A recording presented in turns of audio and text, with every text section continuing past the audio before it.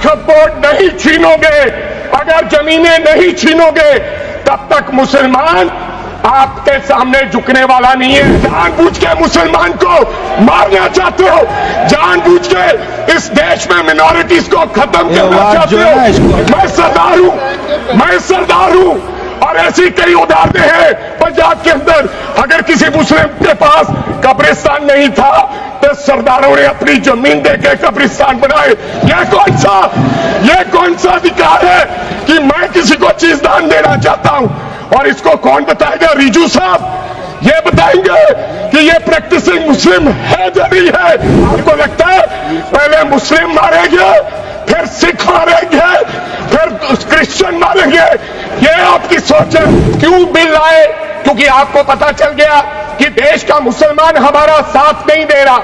हमने हथकंडे अपना लिए, हमने आरएसएस की नीति अपना ली, हमने डंडा अपना लिया, दंगे हो गए, लेकिन मुसलमान हमारे साथ आने के लिए तैयार नहीं है। जैसा आपने पंजाब में करने की कोशिश की, किसान झुका नहीं, पंजाब के लोग नहीं झुके, सिख नहीं झुके, तो आपने एमएसपी का झगड़ा आज तक डाला हुआ है कि किसान की साख प्रणाली बंद कर दो तो पंजाब अपने आप झुक जाएगा। मैंने आज देश के गृह मंत्री का अच्छे तरीके से भाषण सुना। एक तो उन्होंने कहा कि विरोधी दल भ्रम फैला रहे हैं, मुसलमानों के बीच डर फैला रहे हैं।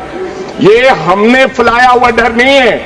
जब देश के मुसलमान को लगा कि देश में बीजेपी में 240 संसदों में एक भी मुसलमान सांसद नहीं है, हमारे लिए जगह नहीं है, तो वो डरने लगा। जब आपने कब्रिस्तान की बात की, आपने शमशान घाट की बात की, तो वो डरने लगा।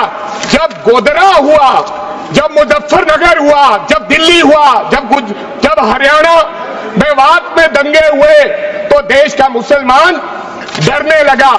और फिर क्या कहा गृह मंत्री साहब ने? आज गृह मंत्री साहब ने कहा कि 2013 का बिल अगर नहीं आता, यूपीए नहीं लेकर आती, तो आज इस बिल की जरूरत नहीं थी।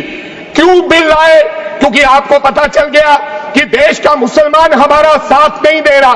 हमने हथकंडे अपना लिए, हमने आरएसएस की नीति अपना ली, हमने डंडा अपना लिया, दंगे हो गए, लेकिन मुसलमान हमारे साथ आने के लिए तैयार नहीं है।